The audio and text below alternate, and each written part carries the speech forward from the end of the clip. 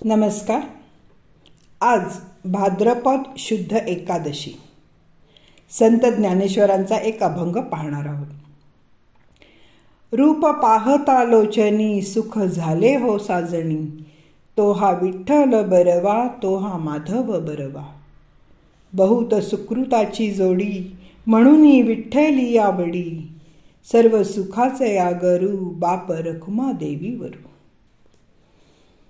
महाराष्ट्रातील सर्व संतांनी पंढरीच्या विठ्ठलाचे मोठे सुंदर वर्णन आपापल्या प्रतिभेप्रमाणे केलेले दिसते.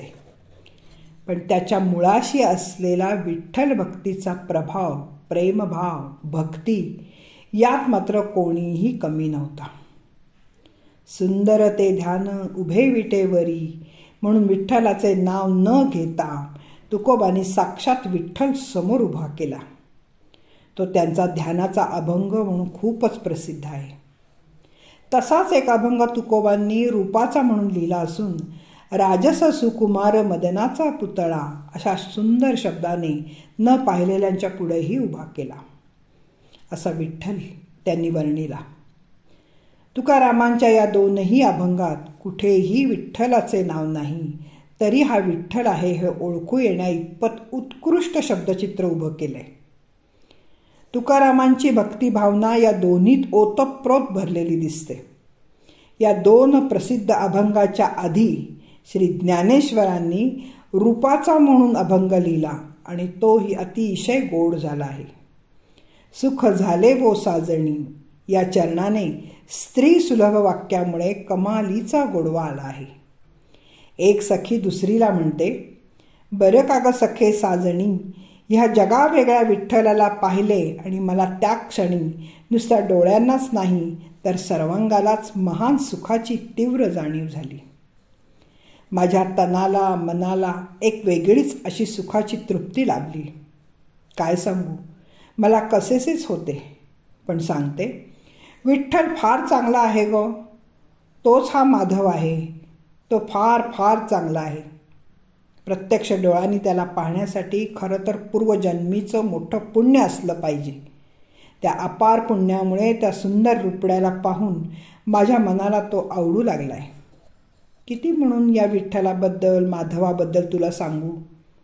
एकाच वाक्यात सांगायचे झाले तर मी म्हणेन की सखे, हा रुक्माईचा पती विठ्ठल खरे तर सर्व सुखांचा आगर आहे. याचे वर्णन अधिक करायचे तर दुसरी उपमाच नाही, इतका तो मनोहर आहे. असा विठ्ठल मी पाहिला, अनुपम्य मनोहर, कमरेला सुंदर पितांबर कसलेला, पायात फक्त भक्तांना आवडेल असाच तोडा घातलेला मी पाहिला. अनुपम्य मनोहर, कासे शोभे पितांबर, चरणी ब्रिदाचा तोडर देखिला देवी. भिवरा नदीच्या काठी उभा असलेला मी पाहिला. काय सांगू सखे, मी प्रत्यक्ष परब्रह्म साकार झालेले या विठ्ठलाच्या रूपाने पाहिले. रूप पाहता लोचनी हा श्री ज्ञानदेवांच्या अभंगातला पहिलाच अभंग असून तो मंगलाचरणाचा अभंग म्हणून सर्वात आधी म्हटला जातो.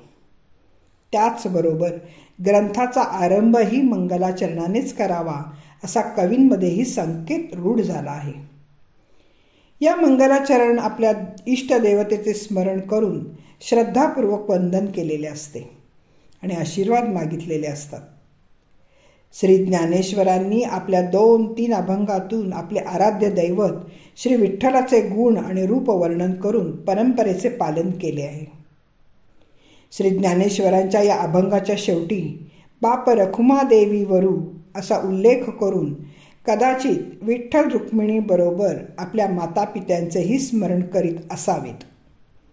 मुळात नामदेव हे नाथ संप्रदायी, नाथ संप्रदायातील थोर पुरुष गहिनीनाथांचे शिष्य श्री निवृत्तीनाथ ज्ञानदेवांचे गुरु होते.